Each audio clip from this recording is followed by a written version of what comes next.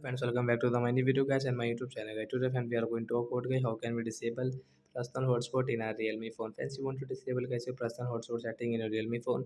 So how can you disable today? I will show you in this video guys. So before starting video friends, first of all, you can subscribe the channel guys, click the bell icon and like the video. So friends, now let's see guys how can we disable personal hotspot. Guys, open your phone setting guys. After on phone setting guys, scroll it. Friends, you can see this type of settings. So when you will have to click on guys your connection and sharing option setting guys. This connection and sharing guys setting guys, tap here. Friends, you can see a personal hotspot guys. You want to disable guys, you can disable from this right side. After disable guys, you cannot share your personal hotspot guys. You want to share, friends, you will have to enable again. Then guys, you can share your personal hotspot guys.